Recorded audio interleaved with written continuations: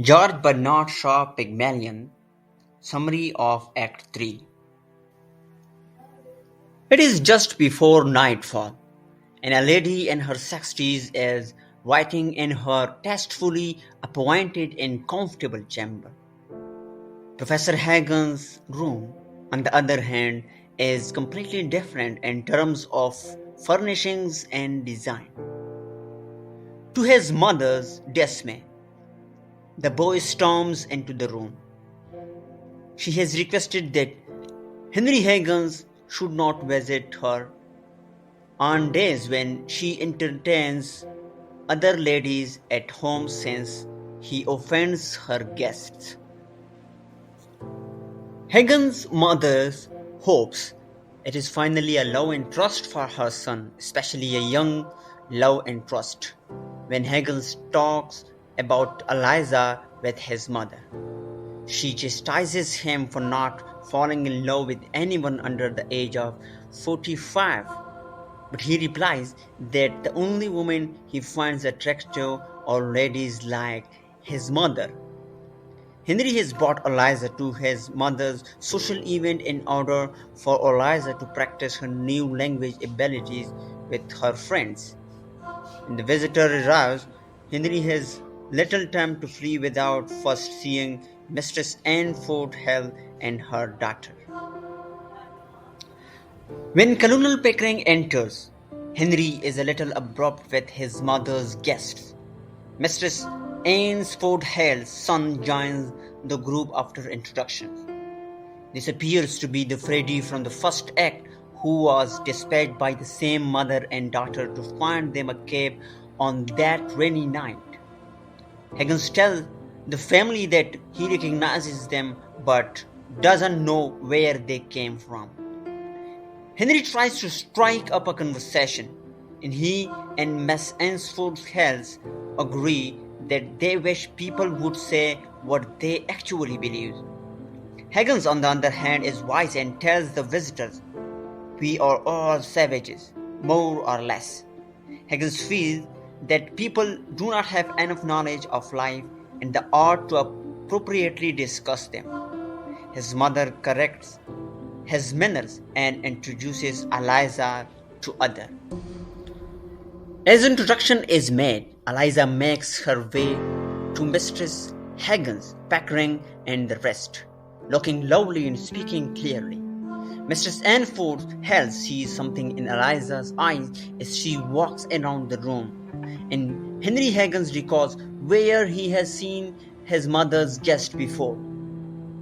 Henry Higgins reveals that he initially noticed the family in the rain at Covent Garden and considers it ironic that they should be his first trial for Eliza.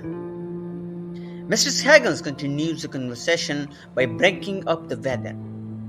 It swiftly turns into a platform for Eliza to recount the narrative of her aunt, who was done in, a term new to the Ansford Hells. Eliza claims that those close to her aunt murdered her in order to obtain her head, which she claims should have come to her. Eliza also informs the refined ladies and gentlemen that her father poured gin into the aunt's throat to get her over the floor, and it worked.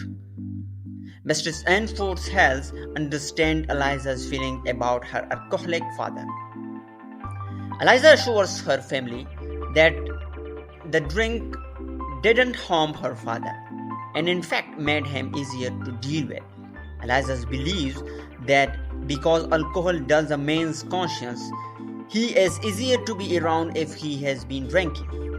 Eliza switches between dialectic terms during the conversation. Professor Higgins considers it as the new small talk, but this lovely young lady mesmerizes Freddie in particular. Higgins mentions Eliza to go before she can say anything else. She used the word bloody in her final words, which was a filthy expression at the time. Mistress Ansford Hells informs her daughter that she hopes Clara, the daughter, will not start using such names because of the new talk. Mistress Ansford Hells goes to Pickering for help, but he claims ignorance because he has spent so much time in India. Clara considers the new terminology very innocent and refreshing. Clara and her mother are getting ready to go for 3 more at-homes gathering after the conversation based on generation gap. Pickering encourages Clara to utilize the new language she has learned from Eliza when they go to see other people. Clara tries out her new word bloody on Higgins, who supports her. After they leave, Higgins inquires about Eliza, and Mistress Higgins informs her son that his pupil is unable to function in society. Living with and learning from her son, she believes is not the best environment for Eliza. Mrs. Higgins and Pickering both agree that her son's language is deplorable. Mrs. Higgins wants to know exactly what her son's connection is with Eliza, hinting something Higgins either denies or doesn't understand. Henry informs his mother that he has been working with the girl on a regular basis and that she is now helping him find his belongings and reminding him of appointments, thus relieving Mistress Pierce of some of her responsibilities. You certainly are pretty pairs of babies playing with your love doll, Mr. Higgins tells both men, praising Eliza's sharpness and talents.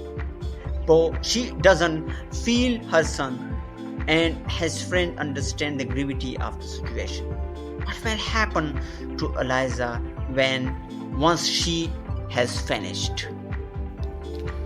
As they prepare to leave, they assure her that they will find Eliza work while plotting their next trial for Eliza and fun for them. This enrages Mistress Hagen, who is unable to concentrate on her writing even after they have left. And Eliza is about to face yet another challenge. Eliza and her 2 companions walk out of a cave and onto the steps of the British Embassy in London.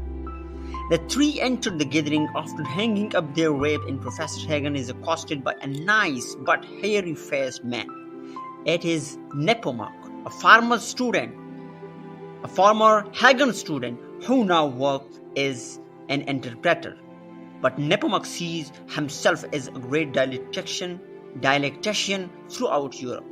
Nepomuk is asked upstairs to put his ability to work, and he informs the trio that he is extorting money from a Greek official in exchange for him not revealing her true identity.